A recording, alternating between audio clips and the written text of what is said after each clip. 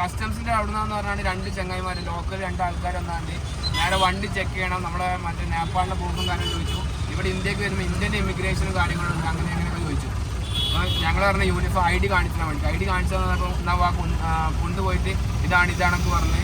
പക്ഷേ ഞാൻ പറഞ്ഞു എനിക്കൊരു യൂണിഫോമുള്ള ID കാർഡിൽ ഒരാളായിട്ട് സംസാരിക്കാൻ പറഞ്ഞു. അങ്ങനെ ഇമിഗ്രേഷൻ്റെ ഓഫീസിനകത്ത് ഞാൻ പോയി അവരോട് കാര്യങ്ങൾ പറഞ്ഞപ്പോൾ കണ്ടോ വണ്ടി തട്ടിച്ച് കണ്ടോ ഭയ്യാ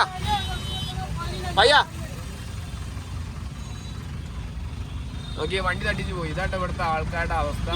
വൻ റഷും ഫുൾ ട്രാഫിക്കും. യൂണിഫോമുള്ള ആൾക്കാരെ കണ്ടപ്പോൾ അവർ നേരെ വണ്ടി കൊണ്ട് പോകാൻ പറഞ്ഞ് സീനൊന്നും ഇല്ലാന്ന് പറഞ്ഞ്. ഇവർ നമ്മളെ സത്യം പറഞ്ഞു കഴിഞ്ഞാൽ ചെക്ക് ചെയ്തിട്ട് എന്തെങ്കിലും എടുക്കാൻ അങ്ങനത്തെ ഒരു സീനായിരിക്കാം. ഇവിടെ ആൾക്കാർ എന്താ ചെയ്യുന്നതെന്ന് വെച്ച് കഴിഞ്ഞാൽ സൈഡിൽ ഇരുന്നിട്ട് ഈ പറഞ്ഞ പോലെ പൈസ വിൽക്കട്ടോ ചെയ്യുന്നത്. അതായത് ഗൂഗിൾ പേ കാര്യങ്ങളാക്കി കൊടുത്താണ്ട് സൈഡിൽ വണ്ടി വെച്ചിട്ട് ഗൂഗിൾ പേ ചെയ്ത് കൊടുത്തു കഴിഞ്ഞാൽ ക്യാഷ് കൊടുക്കുക.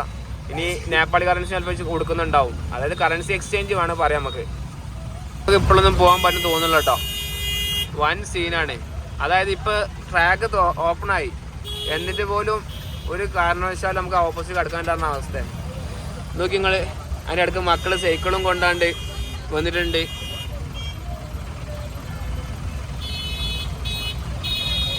ബീഹാറിൽ കയറി ഒരു നിമിഷം കൊണ്ട് തന്നെ മാറിട്ടോ ഇവിടെ ഡ്രൈവിങ്ങിൻ്റെ അവസ്ഥ. എൻ്റെ മോനെ ഒന്നും പറയില്ല. ഓൺ അടിച്ച് വെറുപ്പിക്കുന്ന അതേ സമയം എന്താ പറയുക വണ്ടി തട്ടിച്ച് കൊണ്ടുപോകുന്ന സീന്.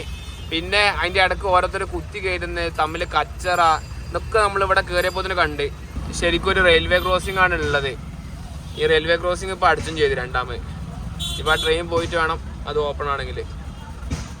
നമുക്ക് നോക്കട്ടോ. നമ്മളിപ്പോൾ കയറിയിട്ടുള്ളൂ. ആ കയറിയ ഇമ്പ്രഷനുള്ള കാര്യങ്ങളാണ് പറഞ്ഞത്. പിന്നെ എന്തായാലും നമുക്ക് ബാക്കി കാര്യങ്ങൾ നോക്കാം. റോഡിലില്ലാത്ത വണ്ടികളില്ല കേട്ടോ. എല്ലാ വണ്ടികളും റോഡിലുണ്ട്. ഓ സമ്മതിക്കണം വരത്തെ ആൾക്കാരെ. ഒരു ബോർഡറിൽ നിന്ന് നമ്മളൊരു 100 മീറ്റർ പോലും മാറിയിട്ടില്ല. വണ്ടിയിലാണെങ്കിൽ എണ്ണ ആണെങ്കിൽ സീനായി കിടക്കുന്ന സമയം. ഇങ്ങനത്തെ ജീപ്പല്ല, കമാൻഡോ ജീപ്പ് ഉണ്ടല്ലോ. അതായത് ബാക്കിൽ ഇതേപോലെ ഇരിക്കാൻ പറ്റുന്ന, നമ്മളിരിക്കുന്ന അതേപോലെ റോഡിന് ഫേസ് ചെയ്ത് ഇരിക്കാൻ പറ്റുന്ന ആ വണ്ടി ഉണ്ടല്ലോ ജീപ്പ്. അത് കണ്ടിട്ട് ഞാനിവിടെ ഒരു കുറേ അപ്പോൾ ഷൂട്ട് ചെയ്യാൻ പറ്റിയില്ല. അതും ബാറ്ററി വണ്ടിയാണ് ഞാൻ കൂടുതലും കാണുന്നത്. റോഡിൽ കാര്യമായിട്ട് ബാറ്ററി വണ്ടി, അല്ലാതെ പ്രൈവറ്റ് ആയിട്ടുള്ള വണ്ടികളൊക്കെ കുറവാണ് അല്ലേ. നോക്കി ഈ ബൈക്കും ഈ വണ്ടിയും.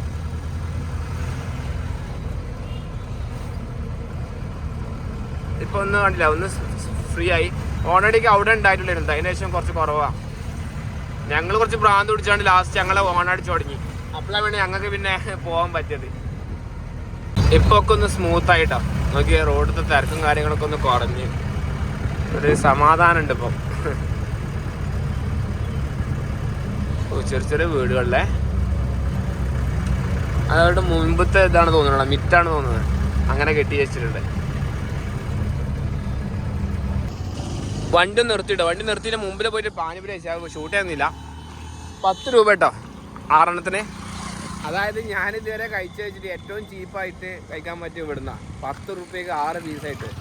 അതായത് ഇനി ബീഹാറിൽ നമ്മൾ സാധനങ്ങൾ വാങ്ങുമ്പോൾ ഇങ്ങനത്തെ സാധനങ്ങൾ വാങ്ങുമ്പോൾ നമുക്ക് ചെറിയ പൈസ തിന്നാൻ പറ്റും. പക്ഷേ എന്താ പറയുക,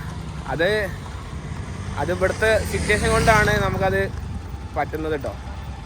കാരണം ഇവിടെ അത്രയും വില കൂട്ടി വെച്ച് കഴിഞ്ഞാൽ ആൾക്കാരൊന്ന് കഴിക്കാൻ സാധാരണക്കാർക്ക് അത് കഴിക്കാൻ ബുദ്ധിമുട്ടായിരിക്കും. അപ്പോൾ കഴിക്കില്ല. കണ്ടോ ഈ ജീപ്പ് ഇവിടെ കുറേ ഉണ്ട് കേട്ടോ. കമാൻഡോ ഇവിടെ 95.68 ഡീസലിന് വില. നല്ല റേറ്റാ. എന്നാലും നാടിനേക്കാൾ കുറവാണ് അല്ലേ. നാട് 106 അല്ലേ, എന്നാൽ നാട്ടിനേക്കാൾ കുറവാട്ടോ. ആ ബോർഡർ അങ്ങോട്ട് കഴിഞ്ഞപ്പം ബീഹാർ കുറച്ച് സ്മൂത്താല്ലേ. ശരിക്കും നമുക്ക് തോന്നിയൊരു കാര്യം വെച്ചാൽ ഇവിടുത്തെ ആൾക്കാർ കുറച്ച് നമ്മളെന്തെങ്കിലും കണ്ട് പറയുമ്പോൾ കുറച്ച് പെട്ടെന്നായിട്ട് അഗ്രസീവ് ആവുന്ന കൂട്ടത്തിലാണ്. പക്ഷെ അത് വിചാരിച്ചിട്ട് ആൾക്കാർ മോശമൊന്നുമല്ല കേട്ടോ, നല്ല ആൾക്കാരെന്നാണ് തോന്നുന്നത്. കാരണം ഇപ്പോൾ പെട്രോൾ അങ്ങനത്തെ ആളും നമ്മൾ ഇതൊക്കെ ആൾക്കാരൊക്കെ നല്ല പെരുമാറ്റമല്ലേ. നമ്മൾ കയറിയപ്പോൾ തന്നെ ഒരു ഇംപ്രഷൻ ആയിട്ട് തന്നത്. നമുക്ക് എന്തായാലും 2 ദിവസം എന്തായാലും നമ്മൾ നാളെ എന്തായാലും ബീഹാർ കൂടെ നമ്മൾ യാത്ര ചെയ്യുന്നത്. അപ്പോൾ നമുക്ക് എന്തായാലും ബാക്കിയുള്ള കാര്യങ്ങളൊക്കെ മനസ്സിലാക്കാൻ പറ്റും. പൊതുവെ ഇവിടുത്തെ ഡ്രൈവിങ് മോശമാണ്, അത് നമുക്ക് അറിയുന്ന കാര്യമാണ്. അത് ഇവിടെ ആയിട്ടില്ല, അത് ചില സിറ്റീസിലൊക്കെ നമ്മൾ കാണുന്ന കാര്യമാണ്.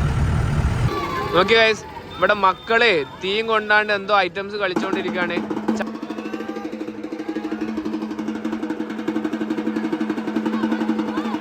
ഗൈസ് ഒരു രക്ഷയില്ലാത്ത വൈബാട്ടോ മക്കള്. കണ്ടിട്ട് പേടിയാവുന്നുണ്ട്. ചെറിയ ചെറിയ മക്കളാണ്. ഇവര് കണ്ടില്ലേ ഫുൾ വഴിയിട്ട ഐറ്റംസ് ആണ്. ഓക്കെ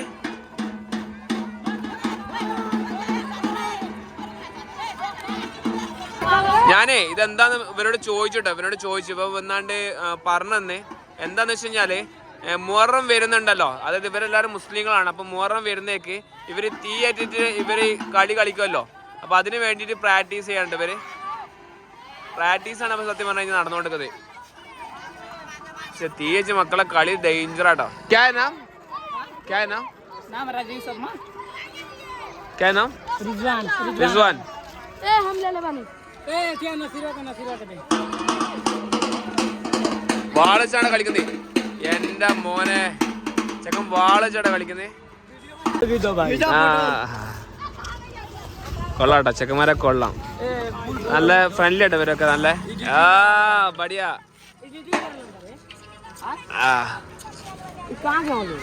പള്ളിയൊക്കെ അത്യാവശ്യം മുസ്ലിംസിന്റെ ഏരിയ ആണത്.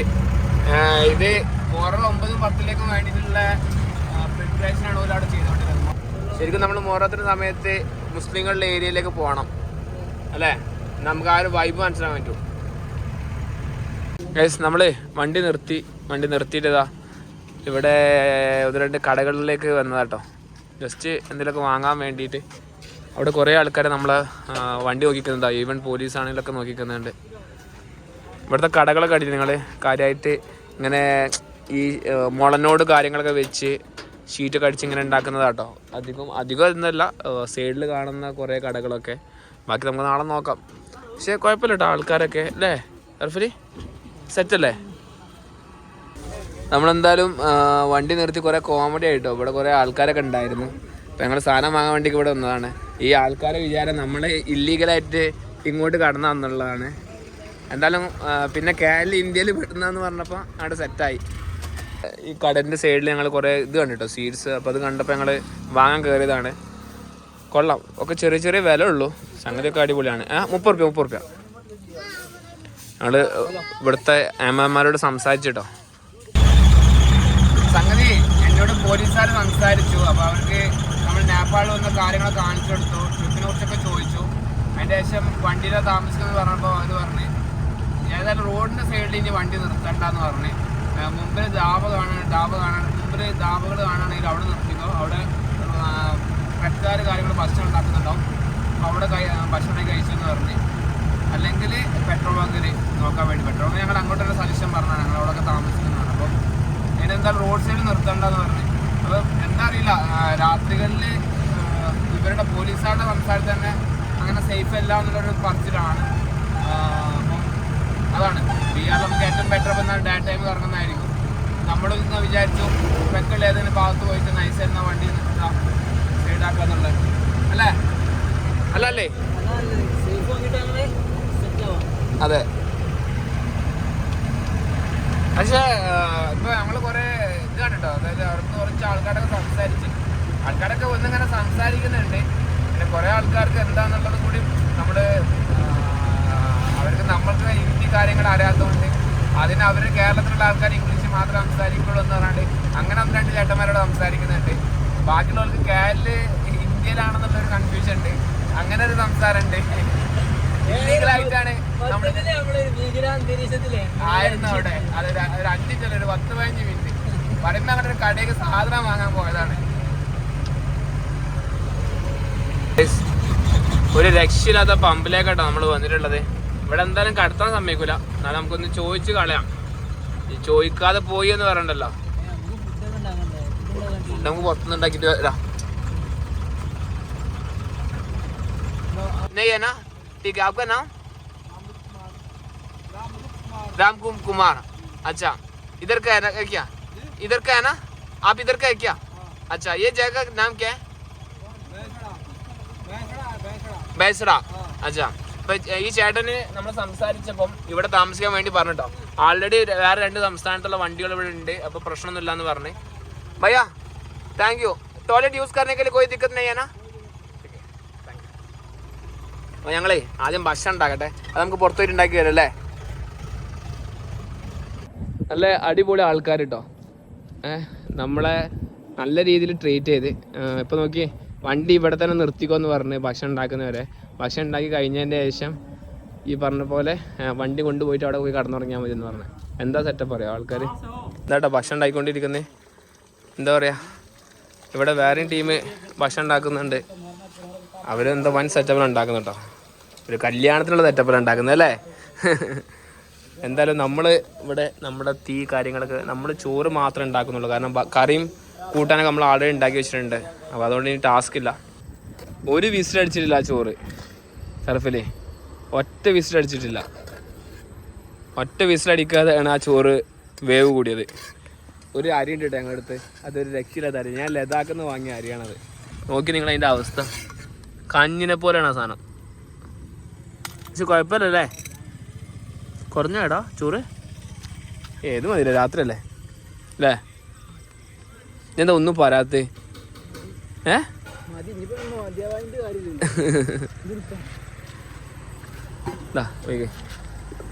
കറി കൂടുതലാണല്ലോടാ.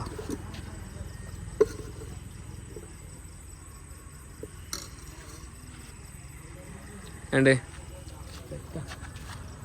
നല്ല അടിപൊളിയായിട്ട് ഭക്ഷണം കഴിക്കാം. അവൻ ഏകദേശം തീർത്തു. അപ്പോൾ ഞാനും കഴിക്കട്ടെ. ഇതിനെക്കുറിച്ച് കൂടുതൽ പറയാനൊന്നുമില്ല. നല്ല ടേസ്റ്റ് ഉണ്ട്, അടിപൊളിയാണ് സംഭവമാണ്. ശരിക്കും പറയാം കേട്ടോ, നല്ല രസമായിട്ട് വരുന്നുണ്ട്. ചോറ് കുറച്ച് ജ്യൂസി ആയിട്ടുണ്ട്, എന്നാലും കുഴപ്പമില്ല. നമുക്കറിയാം ഈ റൈസ് അങ്ങനെ വരുള്ളൂ എന്നല്ലേ. സാധനം കൊള്ളാം, ടേസ്റ്റ് ഉണ്ട്. വാഷ് ചെയ്ത ഡ്രസ്സൊക്കെ ഇവിടെ അലക്കാനിട്ട്, അതുപോലെ മേലെ നമ്മളെ ഓപ്പൺ ടെൻറ്റ് ഇട്ട്. നല്ല തണുത്ത കാറ്റാട്ടോ ഈ സമയമായപ്പോൾ. കുഴപ്പമില്ല. ഇവിടെ കുറേ ആൾക്കാർ ഇതേപോലെ പുറത്തുനിന്ന് എന്തോ തീർത്ഥാടനം എന്തിനാ വേണ്ടി പോയതാ തോന്നുന്നത്. അപ്പോൾ അവരും ഇതേപോലെ സൈഡിൽ ഇരുന്ന് കിടക്കുന്നുണ്ട്. അവരും ഇതാ സൈഡിൽ ഇതാ പായ വിരിച്ച് കിടക്കുന്നുണ്ട്. അപ്പോൾ എന്തായാലും ഞാൻ ഈ വ്ളോഗോടെ അവസാനിപ്പിക്കുകയാണ്. ഇനി നേരെ കിടക്കുക എന്നുള്ളതാണ്. നല്ല ആൾക്കാർ കേട്ടോ ഇവിടുത്തെ പെട്രോൾ അങ്ങനത്തെ ആൾക്കാർ. എന്തായാലും നിങ്ങൾക്ക് വീഡിയോ ഇഷ്ടപ്പെടുന്ന ചാനൽ സബ്സ്ക്രൈബ് ചെയ്യുക, അതുപോലെ ഇൻസ്റ്റാഗ്രാമിൽ ഫേസ്ബുക്കിൽ ഫോളോ ചെയ്യുക. അപ്പോൾ നമുക്ക് അടുത്തൊരു വീഡിയോ ആയിട്ട് വീണ്ടും കാണാതായിരിക്കും. Bye guys. സർഫലി കിടക്കാനുള്ള സെറ്റപ്പിൽ തിരക്കിലാട്ടോ.